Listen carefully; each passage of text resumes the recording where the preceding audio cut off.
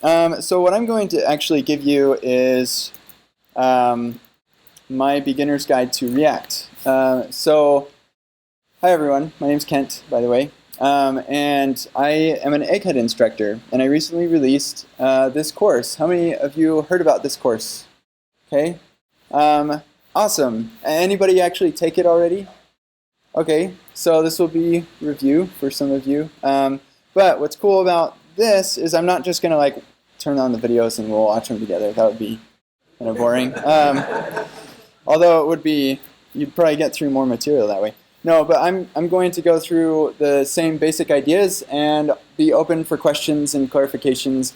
I don't want to go down any rabbit holes too far, but if anybody has questions or clarifications, they can ask those. We're definitely not going to get through all of this stuff, so if you're still curious after this, you can actually watch these. These are part of Egghead's community resources, so they're free forever, which I think is just the coolest thing. So yeah, let's code up some React. On the left here, I have my editor, and on the right is Chrome. And oh goodness, my screen resolution is like really messed up. So hold on one second. Let me just edit my editor's style sheet here real quick to change my font size. What is that? That a little better? Sorry, I didn't test this from the beginning. From the back, can you all see that? Okay, awesome. Great. So, let's go ahead and create a like an HTML document. So I'm going to go body and hello world, and here we go. Hello world. This is the web of, you know, forever. And hopefully everybody's had an opportunity to build something like this. This is pretty sweet. But the applications that we're building today are different from the applications that we built a long time ago. In fact, a long time ago, they weren't really applications. It was just documents. And now we're doing some fancy things. So let's go ahead and write some JavaScript in here. So I'm going to go ahead and actually switch from hello world to a div. And this div is just not going to have anything in it. We're going to use JavaScript to put hello world in that div. So if I save this, that's going to go away now. Goodbye, hello world. Well, I guess that's goodbye world.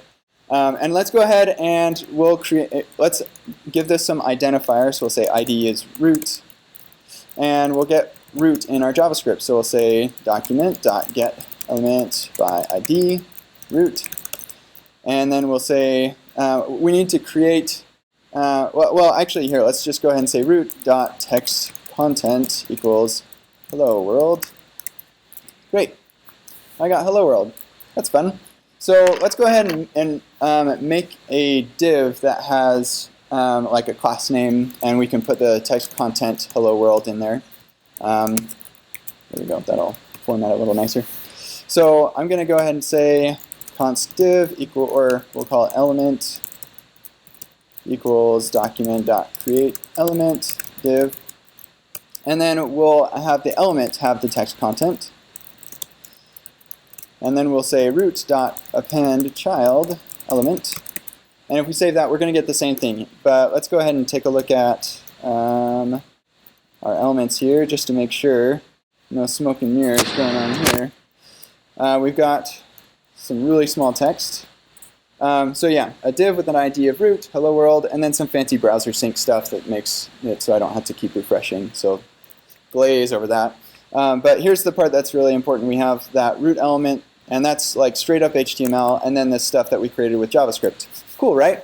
So now we can programmatically create elements, and that like we could dynamically set what the content of this hello world is, which we can't do in HTML. So that's kind of the idea behind this whole, like, let's do things in JavaScript, is so we can make our web pages dynamic without having to refresh them, say, hey server, what should the HTML look like now?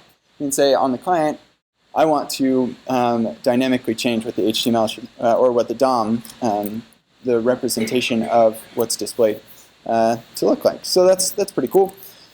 So we can also say element.className equals container, one of my favorite class names. And there we go, we have class name container. So That's neat.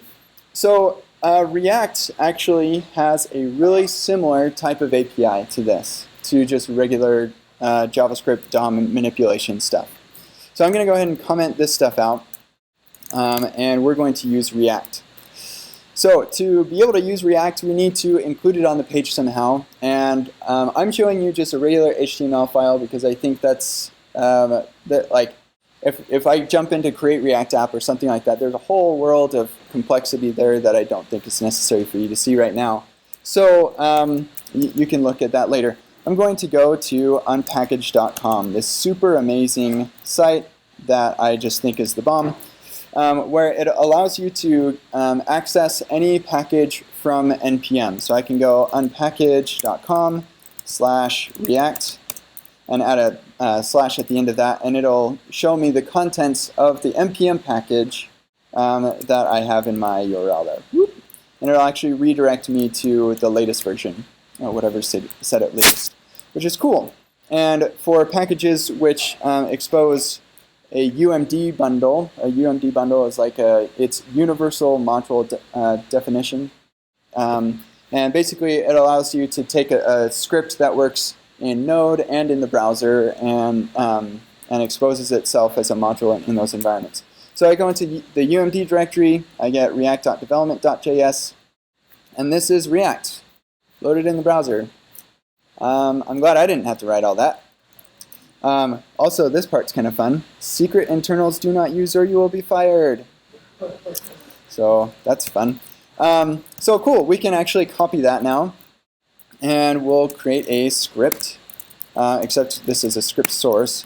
And we'll paste that there. And now we have React. But React actually, you can build React components. You can build with React for many different platforms, and the DOM is only one of those platforms. You can also build for the TV and for mobile devices and stuff.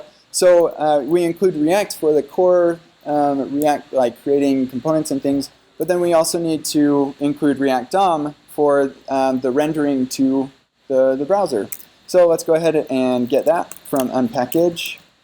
We'll go unpackage.com/react-dom and add the slash there so we can see what that looks like. I go to UMD, and there's a whole bunch of these, which is fun. We just want the React DOM development. And there's React DOM. It is much bigger than React, which is kind of interesting. I wonder if they've got a fired. Yep, there it is. Don't use it. So cool.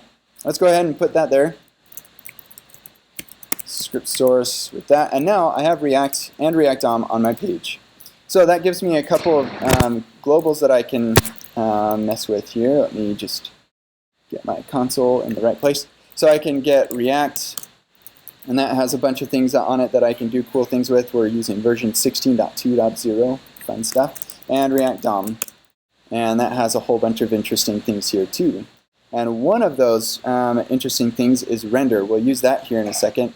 And on the React global, the thing that we're going to be using here is create element. Now that's interesting. With the regular JavaScript thing, we also had this create element thing. So let's go ahead and create element the React way. So I'm going to say element equals react.create element, and I want it to be a div, so I'll create a div. And instead of doing all of this, like setting these properties later, I can actually do these all at once as part of the create element API. And so I'm going to, well, yeah, text content in the context of React is a little bit, well, you don't use text content, you use children.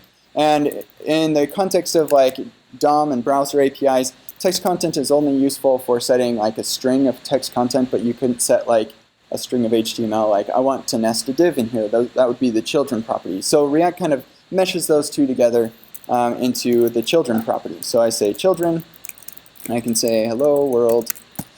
And then class name, I'll do the same thing. Class name equals container. And then we need to somehow get this element into the page. So before we do that, I'm going to go ahead and console log the element so we can see what that looks like. It is a JavaScript object. There's nothing fancy here. It's not actually rendering anything to the page when I create this element any more than it was when I created it with regular JavaScript. I'm just creating an element, I'm creating some JavaScript object, a representation of something that could be and really wants to be rendered to the page one day when it grows up.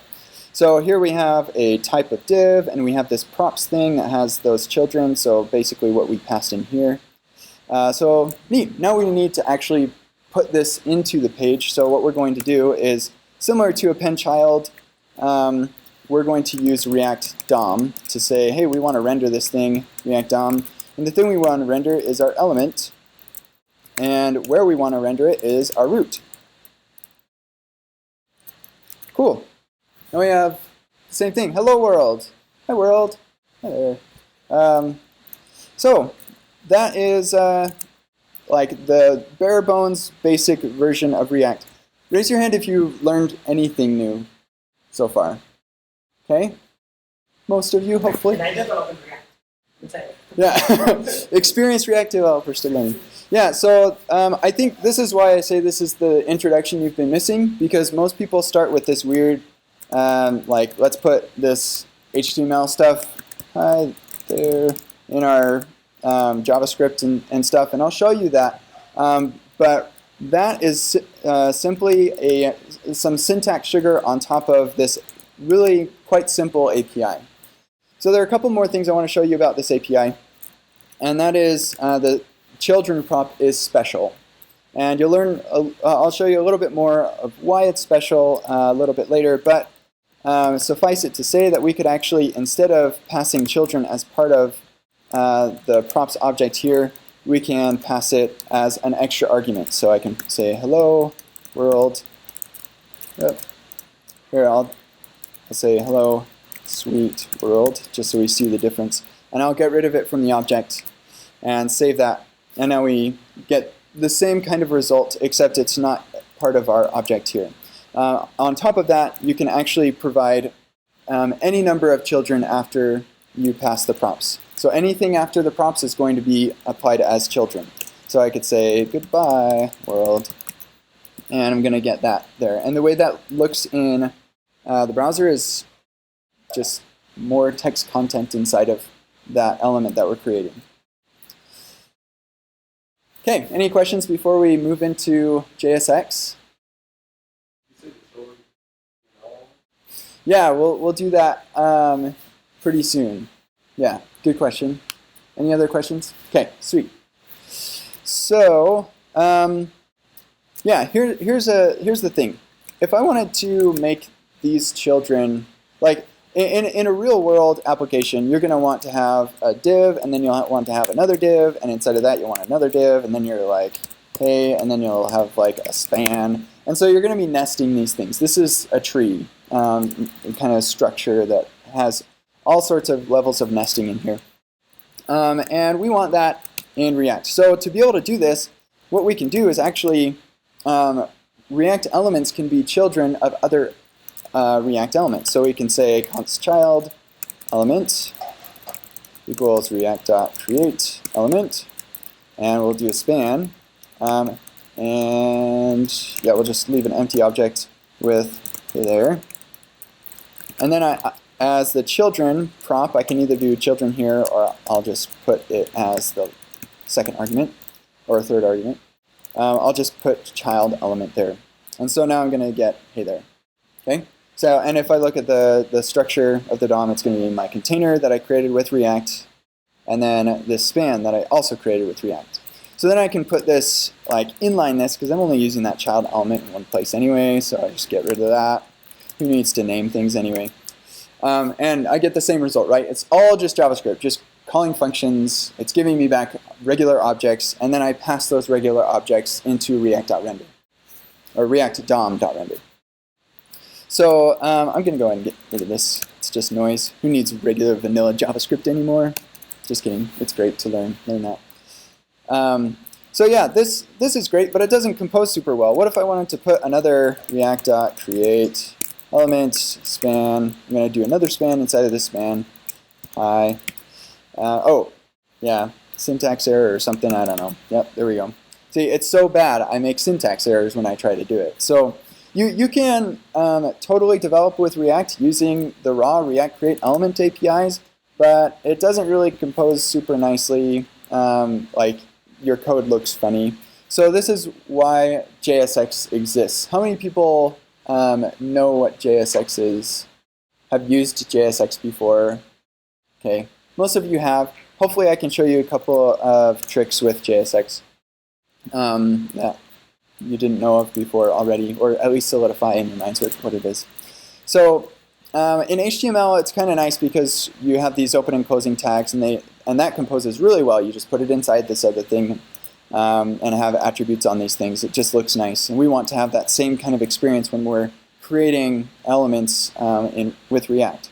So what I can do is, instead of React Create Element, I'm actually just going to do it on the line above, element equals, and I'll do div, and that's going to have a class name of container. So hey, there's my props right there. So that object right here gets converted into attributes here. And then I'm going to close my div. And then inside of my div, that's the children prop, I'm going to have a span. And inside of that span, there's no props on there, so no attributes, except for children. And inside of that span, I'm going to have another span with no props, and then the children of high. Cool. So these two things are exactly equivalent, from regular JavaScript function calls to JSX. And you can test this out if you go to babel.io or babeljs.io/REPL. Then you can test things out, look at what React is doing to your JSX, or sorry, what Babel is doing to your JSX. So how many people are familiar with Babel? Most people. Okay. So Babel is a transpiler. It basically takes some syntax, some mostly like future JavaScript syntax, converts it to some other syntax. So it's really useful for syntax sugar, or features of JavaScript that aren't implemented in the browsers yet that can be converted to an older version of code. And so anyway, inside of the Babel REPL, you can experiment with what Babel is going to do to your code given certain plugins and things. And so here you can see that this is exactly the same thing as what I had hard-coded in our code here, except it just looks a lot nicer than that. And this whole situation gets totally aggravated the further down you go. So using JSX is really nice. But the really big and important piece of all this is to remember that JSX is just a tiny abstraction on top of JavaScript. You have the type, that's the first argument. You have the props, that's the object of the second argument. And then you have the children, and that's all the rest of the arguments. Okay, cool. So yeah, play with Babel, it's fun. Great, so let's go ahead and we'll switch this out because they're exactly the same. We'll save, and we're going to get a little problem. We get a syntax error, because remember, JSX is not JavaScript. It is a thing that requires transpilation into real JavaScript. So what's cool about Babel is there's this thing on Unpackage called, well, it's published on NPM, so it's available on Unpackage, called Babel Standalone. And this basically is Babel, the Babel transpiler that runs in the browser, which totally blows my mind. But here's Babel, much bigger than, it's taking forever to load, actually. It's huge. So you would never actually do this in production, but it's fun for our little experience here. So I'm going to go ahead and bring in Babel. And then to make Babel work, I say, I switch from script of type text JavaScript to text Babel. And then Babel standalone will go through all of my script tags that have text Babel and transpile those, and then the browser will run that. So happens lickety split fast. This is pretty cool. And so now I can do all the React-y things I want just in my index HTML, and Babel will just be responsible for transpiling my JSX. Okay, any questions so far? I'm going to show a couple tricks with JSX, but any questions about JSX? Okay, cool. Hopefully it's making sense. Questions scare me because I think that it's not making sense, and so you're just afraid to ask. So, yeah. So is BABEL, so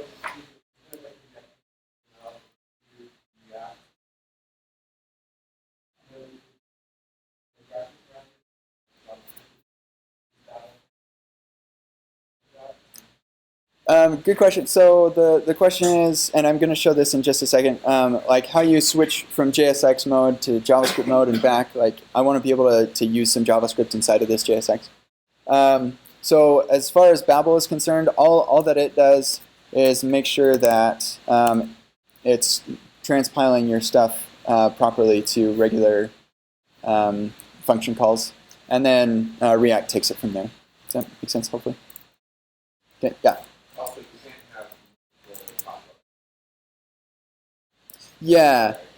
Yeah. So like if I wanted to say, hey, this element equals two divs side by side, yeah, that's not going to work very well because if we were to like rewrite this to React.create element, and this is really important.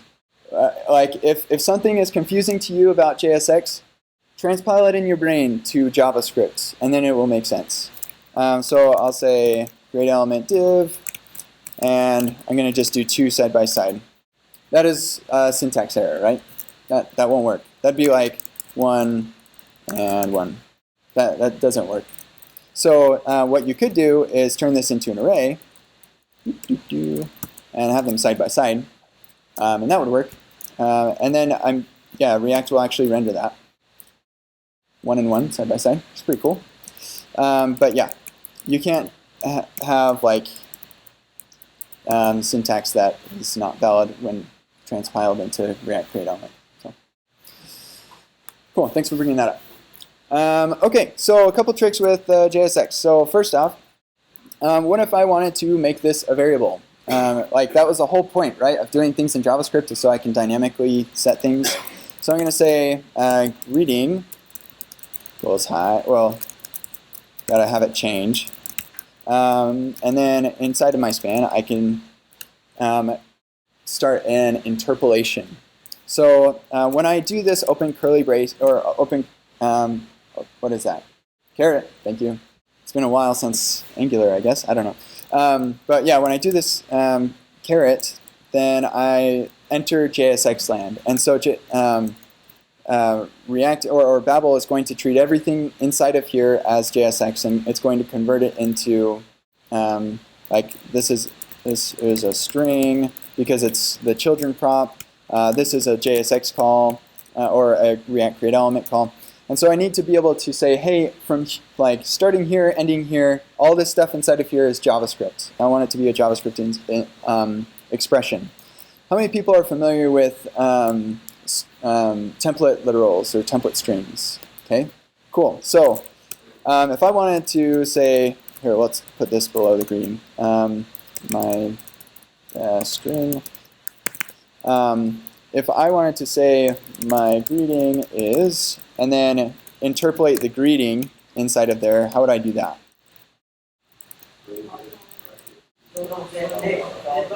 $, and curly brackets, and then greeting, right? Okay, so what this is, it's the exact same thing. So I enter template literal land, and that means anything inside of between the open and closing is part of a string, like whatever I do. It's all part of the string. But then at some point I need to switch from template literal land to JavaScript land. And that's how we do this in JavaScript with the $, and open curly brace, and then we close with a closing curly brace. Anything inside of there is considered JavaScript, and it has to be an expression. So I couldn't say like var x equals hi and then like return x. Like it has to be a single expression. One fancy thing about this though is you can make an immediately invokes function expression, and then you could say var x equals hi and then return x. That would be interesting. But whatever you put in here needs to be an expression.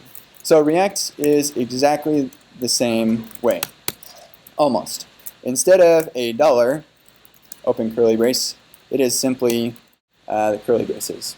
So now I say, hey JSX, I am now in JavaScript land, and I'm going to provide you some JavaScript expression that evaluates to an object or a function or even more JSX, or sorry, not a function. Don't try to render a function.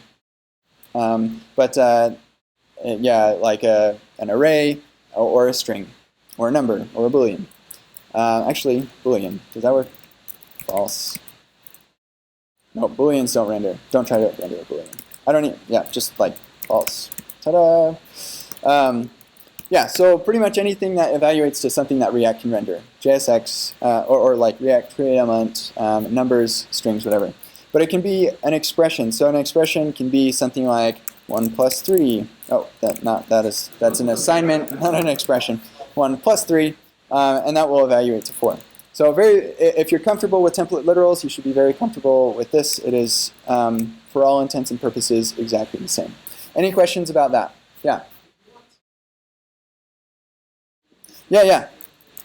Yeah, there is no escape character. So yeah, good question. So I would have to render it as a string. Good question. Other questions? Also, like, there's nothing wrong with doing like a ton of white space in here. Just like there's nothing wrong with doing that in a template literal. It's all just a JavaScript expression. Coolio. All right. Oh, and another thing that's kind of interesting. So in HTML, white space doesn't matter. I can say hi there and like more stuff. And those things are actually going to be like side by side. Oh, whoops. Let's, grr. Yeah, so hi there, more stuff. Like the amount of white space doesn't matter. And that same thing applies here. If you wanted to do like a template literal, what is actually going to be rendered here is a long string, lots of space, but that's not going to matter at all. So I'm going to say hi, and hey, oh, Merry Christmas, I don't know, whatever. And then let's actually render that. And like that white space doesn't matter. So you can do template literals and do all kinds of whatever, and the white space applies in the same way that it does in regular HTML. Okay, cool. Let's get rid of this. So yeah, so that allows us to do any JavaScript, and a really common thing is just have a variable somewhere and interpolate that. That is an expression, and so that works. It's a reference to a variable. Okay, so what if we wanted to do the same with class name? So if we had const my div equals react.create element. Oh, actually, before I do this, let me stick this in Babel really quick. I'll just leave this open because I keep coming back to it. But if I put this in through Babel, then if you look at this, you just see, okay, here's greeting, and it's just passing greeting in here. That's not doing anything fancy. It's just the transpiler says, oh, so according to JSX syntax, I'm going to exit JSX land, enter JavaScript land, and whatever you put in here, I'm just going to put as the child prop. I could also say hi there. So remember, you can, like in regular HTML, you can do any of this stuff. You can interpolate in the middle of stuff and after stuff. And so then it's going to say, okay, the first argument to children, or to the third argument after props is going to be this first hi there. And then we'll just pass the greeting because that's what they're interpolating. And then we'll pass the rest as the next prop. That's kind of one of the nice things of having it just be, the rest of the props are going to be children. Okay, cool. So if I want to do the same thing with class name, let's make this dynamic. I'll say container, or we'll say class name. Then I'm going to do open curly braces right after the prop assignment. That's, yep, pretty straightforward, hopefully. And then all the same rules apply. You can even do open curly braces in the middle of the props or attributes on your component here. But what this needs to evaluate to is well, actually, I'm pretty sure the only use case for this is if you're going to spread the props across. So what do I mean by that? Let's go back to regular JSX for a moment, or to regular JavaScript. So I'm just going to comment that out. That. Thank you, prettier. Okay, so if I had like an object that represented all the props I want applied to this div, like my props, and we'll just extract this actually, and I'll call this my props. Okay, so I can do that, but what if I wanted to have some of my props be passed to me from some function call or something, but I wanted to inline some of my props when I'm creating my React element. So what I could do is this object.assign thing with some of these props. And so then I can inline some props, and then any props that are passed to me are going to override my own. So if I said class name equals hi there, here, let's go back to this thing to see what the result is. Who can guess the result? What is the class name going to be? Yeah, it's going to be container. So with object.assign, it's been around since ES 5.1, I think. Maybe. I can't remember anymore. But yeah, pretty common. If you're not familiar with it, get familiar because it's really useful. But it basically says, okay, any object, or the first object is going to be my target, and any objects that are passed after that first argument will have those properties assigned to the first object. And then I'll return the first object as well. So yeah, that's why container is winning, because it's coming second. If I were to swap these, then we're going to have the opposite effect. Hi there. Okay, so object assign is actually a really nice way to compose things together, and it's so nice that the TC39 is creating a syntax to make it even more useful. So if I go back to the way that it was before, then instead of making this object assign call, I can say this myProps object, I want to spread all of those properties across this object I'm creating. So this is called object spread. Arrays work the same way. You can spread the contents of an array across another array. Yeah, and so now I can say, hey, here are the props that I care about. Here are the props that I'm getting from a function. I want those to override these. And then, like, I don't care what my props is saying. My thing is always going to be this. That's how this object assign, object spread kind of works, is the objects that come later. So anyway, this is kind of a useful feature, and I'm going to show you how this works in JSX. And this is something that you're going to do in React a lot. How many people are already spreading props across their JSX? Okay, so hopefully at least this is giving you an idea of what's going on when you're doing that. So, and actually, to be clear, this is what's going on behind the scenes when you're doing that, is it's using the object spread, transpiling that to object assign, and combining those into a single object that gets passed as your props. Okay, so let's go ahead and get rid of all this create element nastiness, and we'll move this myProps up here, and do this inside our JSX. So if I have this class name, I'm going to just assign this to hi there, like we had here before. And then all of the props that come after, or the things that I'm getting from the function call or whatever, this variable, I want to have those override the props that I'm getting, or that I'm assigning inline. So I'm going to spread those across my props. So those are exactly the same thing. That's exactly what's going on. And then ultimately, this is just going to get transpiled down to an object.assign call or something similar to create a single object that's passed as the props call to React create element. Okay? Any questions? Okay. Makes me so nervous when people don't ask questions like, are they getting it? I don't know. Somebody give me a thumbs up if I'm doing okay. Okay. I don't know why I asked, because if you hadn't given me a thumbs up, then I'd be real derailed. But okay, cool. So let's see. Let me just double check. I think Oh, one other thing that's important here. So if my props had a children prop, so which do you think is going to win? Or what do you think is going to render?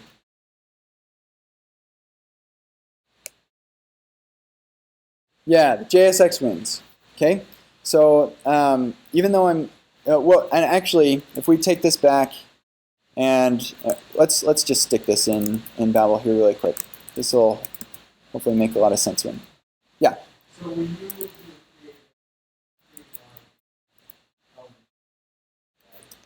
So yes, sort of. It creates a couple files for you that have some components in them. Yeah.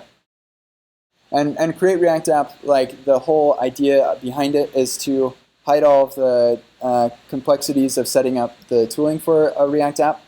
Whereas here, we actually have no tooling at all. It's just an index HTML file with a couple script tags. So hopefully that we can talk about config another day and focus on React today. Cool. So I'm going to go ahead and copy this over because prettier is awesome. So here's what Babel does when you use object spread. Is it says, oh, okay, I'm going to create this extends, which is going to assign to object assign. And if that doesn't exist, then I'm going to make my own object assign polyfill, which is kind of interesting. But then here's what ends up happening. Does this look familiar? Object.assign. So that's basically the same thing. And so this is why the JSX wins, is because even though I'm passing my props with children, and children like occurs in there, so the result of this object assign call is going to be a single object that has the class name of container, not hide there because that's going to be overridden, and then children because that doesn't exist in the first one anyway, and there's nothing coming after. And so basically this object assign call is just going to look like this object. And then after that, we're still going to apply these children. And so React says, okay, those ones are going to win over any like specified props.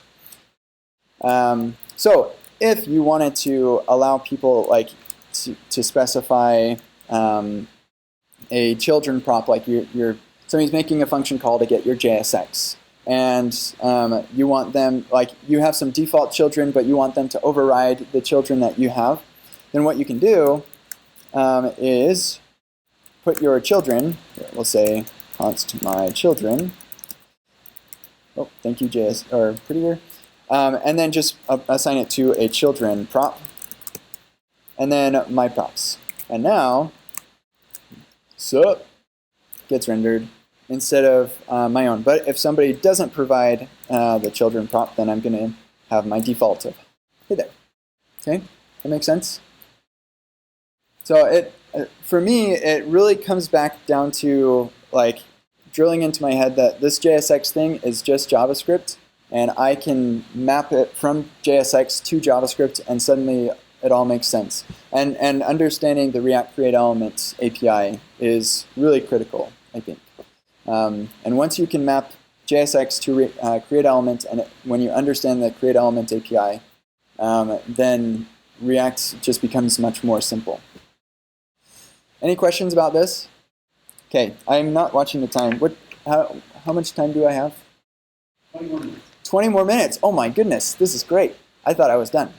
After only breaching the subject of JSX. Actually, no, I'm pretty much done with JSX.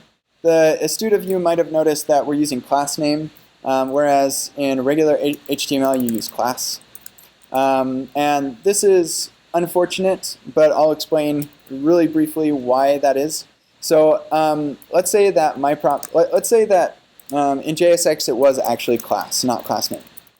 Okay, that's great.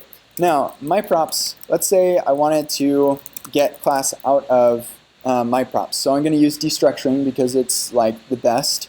I'm going to destructure class out of my props. Cool. That's a syntax error because class is a reserved word. So that's too bad.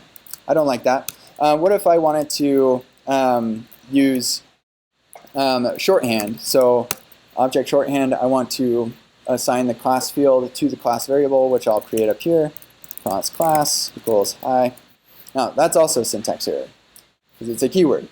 So I'm glad that it's class name, because otherwise working with props and doing all this stuff would be really super annoying. You'd have to alias everything, and you'd never ever be able to use this object shorthand. So instead I can say class name, and I can use the object shorthand, which is nice. So there are a handful of other differences, like the for attribute on labels, you're going to use HTML for similar reasons. For loop, that's unfortunate, but it is what it is. And then there are a couple others, and it's all documented in the React docs. You can go look it up. It will take you like less than an hour to learn them all, and then suddenly it's basically like HTML. And when you're writing HTML, you're going to start doing this. Oh, dang it. So, yeah. But I like very rarely write any more HTML than this anyway, so I don't really care. It's all JSX now. Okay, cool. So, yeah. Yeah, that's actually almost where, yeah, that's actually exactly what we're going to talk about next. Ha! Okay, so let's simplify this a little bit. I'm going to make a, we'll do this. Okay, so my element is a div. Oh, another cool thing about JSX, in HTML you only have some tags that are like self-closing, like this. They don't need, like, you don't need a /input. But, like, there's no reason to have that in HTML. But you do have to have that with the div, which I think is kind of odd. And then what's even more weird is text area. You do actually have to have the closing with the text area, but you don't with an input. Like, what is this? So with JSX, you can self-close anything. So if you don't need to pass the children prop, you just self-close it. It's fine. Or if you don't like having like a closing thing, then you could actually self-close it and provide a children prop, just like this. Like, that works too. But that'd be super weird. So yeah. Okay, so we're gonna make a little structure here. I'm gonna have a div here. Whoops, div with message 1, and here we'll have a message 2, and we get those rendered. Cool, message 1 and 2. Now, what if I wanted to, like, I'm repeating message here twice, and I want to keep my code dry, right? Like, everybody wants their code dry. So I don't want to repeat myself. So I'm going to make a function, and this function is going to be called message, and I'm going to take a number. I'm actually going to take an object that has a number, and here I'm just going to return this. And if I wanted to make this number dynamic to reference the number that I'm getting from this object and destructuring this parameter, how would I do that? We just learned about it. Everybody's like mumbling the right answer. Curly bracket. Curly bracket, there we go. All right, so I'm going to say number right there. Cool, so now I can have a function call for each one of these. Now, I need to do some JavaScript inside my JSX, so how do I do that? Curly bracket, all right. So I'm going to call my function right in here. That is an expression. Cool, right? So I'm going to do the number 1 and the number 2, get rid of those, and nothing changes, right? Woohoo! Oh, except it's broken. What? Oh, right. This needs to be number. This is an object, right? Number. Because who knows, maybe someday I'll want to pass another parameter or something. Okay, cool. So that's pretty great. I can now encapsulate some JSX into a function and reuse that all over the place. Like, super awesome, right? But what if I wanted to have, I don't know, like the entire thing to be dynamic? Or what if instead I wanted to have, I don't know, children, and just render the children, whatever they gave me. Okay, so then in that case I'm going to say children, and I'll say div there, and we'll do children here, just do 2. Okay, now I'm getting back into this weird situation where things aren't composing well again, because if I wanted to do another message into here, let's say message, and then children is another div with like who knows what, and yeah, that doesn't look very nice at all, right? It would be much nicer if I could just do message and hi there. Oh, cool, it works. But that's weird. Message actually renders a div, not a message thing. Is that even? No, it's not. It's not. In fact, it is giving us a warning that the tag message is unrecognized by the browser. So what's going on here? Well, when I do div, and then Babel's going to say, oh, div. I'm going to convert that to react.create element div. And then when it sees this message thing, it's going to do the same thing. And that tells React you want to create a like DOM element called message. And that's not very helpful. And so it logs us a warning that says, hey, that's not a thing. Just FYI, I'm going to still do it, and the browser's going to work because the browser hates failing ever, especially with CSS or HTML and causing developers pain. But that's the way that it is. So how do I make it so that React creates an element that isn't, this string? Well, I could create an element without a string and just do, hey, create element with this message function. And that's part of the React create element API.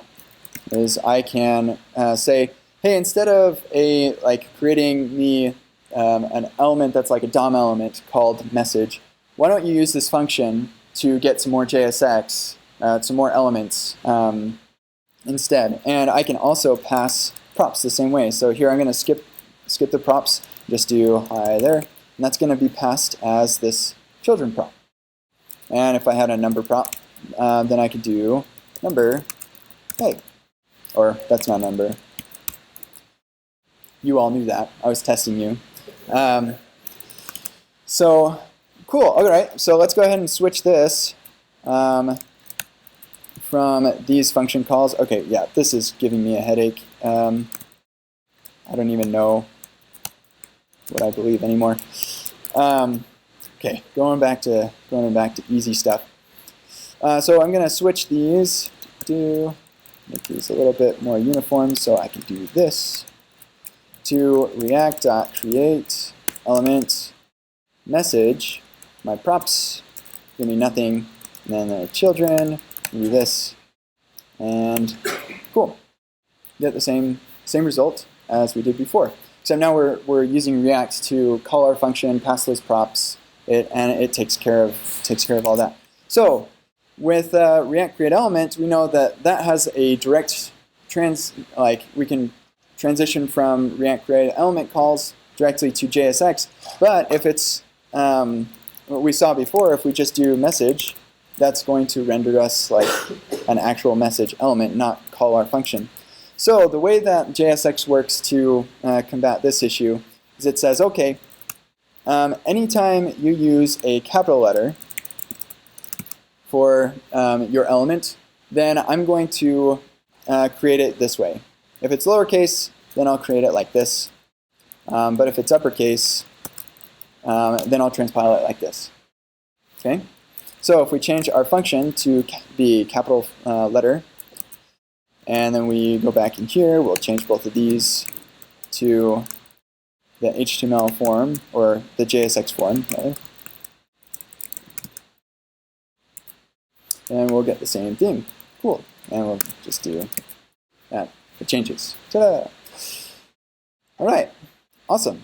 And ultimately, it's all coming down to React.create element. Now, one fun fact, it's not just if it's a capital letter, but also if it's like if it, you'll see what I mean here in a second. So if I do const my els, and it's going to be this object with message, then I can actually also do this, my els.message. Looks super ugly, but it works. And it's going to transpile it not into the string version of this, even though that first character is lowercase. So It's a pretty simple rule. If it's lowercase, it's going to convert it into a string, and that will render an actual DOM node with that name, unless it happens to have a dot in here or some sort of like selector, which, yeah, I don't think that even works. My syntax doesn't like it. So, any questions about that? Okay, cool. So, yeah. Yeah, so that didn't really answer my last before.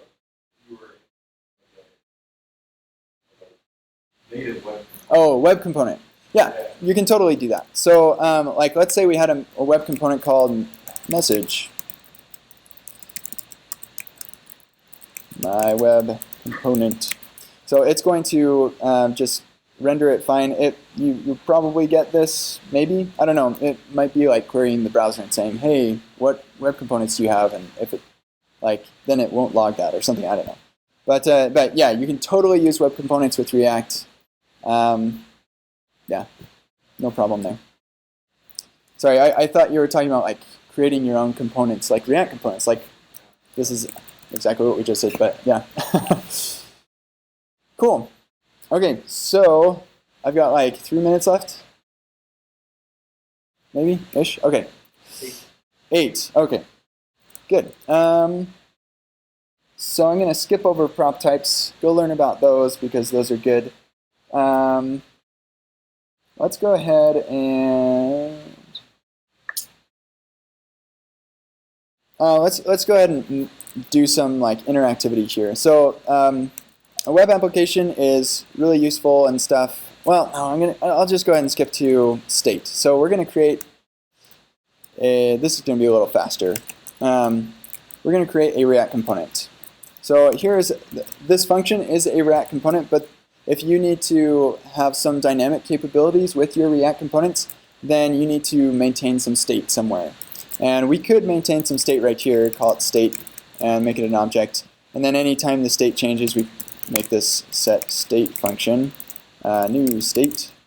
And then we say object.assign the state with the new state. And then we'll React DOM.render the element. And then inside of the element, we can say state.firstNumber, and then I'm going to say set state with first number equals hi. I'm not a number. And yeah, that didn't work. Rats. State under element. Okay, let's put this whole element thing inside of here. There we go. That makes sense. Okay. So cool. So now I can like update my state over and over again to hi2, and it's going to render and then render again. We don't see it so fast. So we could do that. We can manage our state ourselves and just re-render the whole thing, our whole app, all over again, over and over as much as we want. And React makes that super insanely fast. But if we want to like make applications that are easy to manage, then like having these objects that you just like muck around with is kind of not very fun. So we're going to create a React component that will manage its own state. So, well, I shouldn't use that. Let's type it all out so you can see the progression. So we're going to make a class. We're going to call this counter, and this is going to extend react.component. And that's going to give us a bunch of properties on our prototype that we can use, like a set state function and a whole bunch of other things that allows React to do its job with our components. So then we're going to make a render function, and that render function is actually the exact same thing as this component that's just like a regular function. So it's a thing that returns JSX. And instead of getting props from an object called props here, we're going to get props from our instance. So we'll say prop or children. We'll destructure children off of this dot props. Okay, so that's this counter is now equivalent to the message component that we had before. Let me just get rid of all this stuff. And I'm going to say element equals a rendering of that counter. So React create element counter. Okay. So the counter, we're going to have count given to us from props. And so to give it props, we're going to say count. And then this needs to be an expression because it's a number. So we can't, this would be like a string value. We don't want a string value, we want a number. So we're going to give it the curly braces. And now it's going to render my count if message is not defined. And just get rid of dead code. Okay, cool. So I can increment the count myself. Woohoo! Great, but that's no fun. We want this to increment itself maybe every time I click on it or something. So I'm going to change this to a button. So it's something I can click on. And then every time I click on it, I want it to increment the count. So I need to store this in state. Constructor. So I'm going to initialize this counter with a constructor.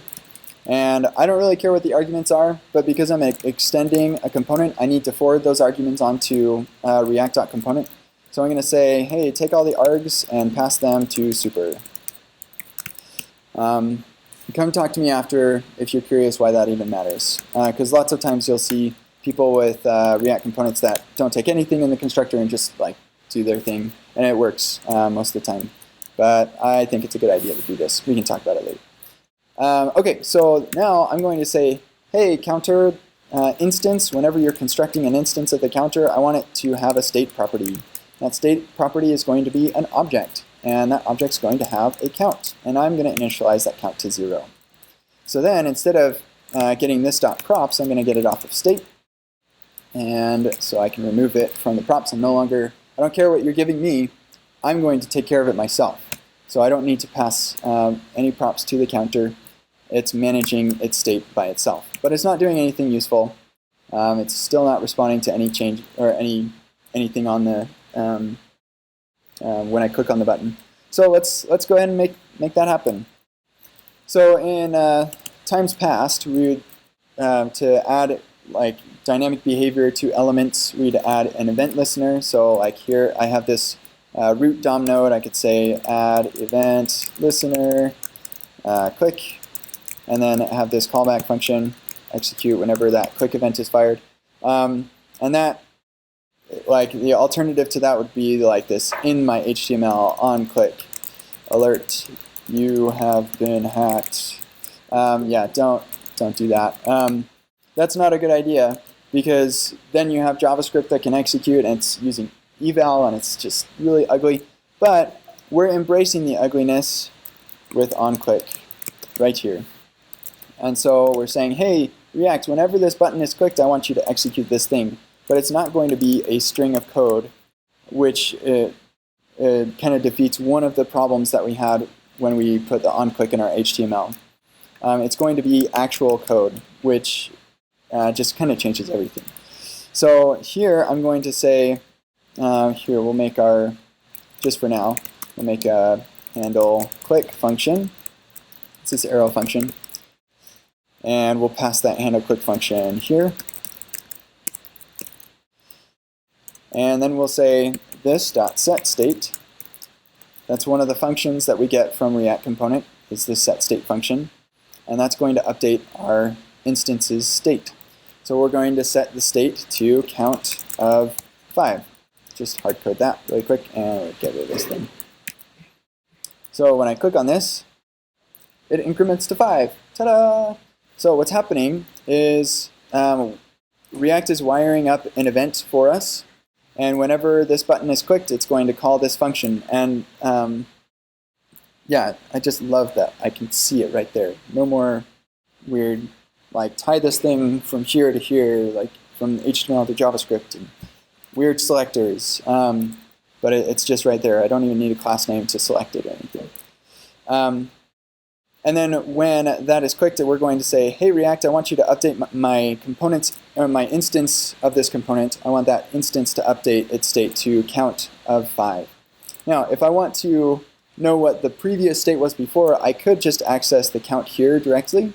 And so I could say count plus 1. And now we have this incrementing behavior, which is super cool. But due to some problems that I don't have time to describe super entirely, you can ask me later, If you need, if inside of a set state call you need to reference the current state, then you should pass a function to your set state call, and this function is called an updater. And so I didn't really change anything other than change it to a function that returns the same object we had before. So we should get the exact same behavior.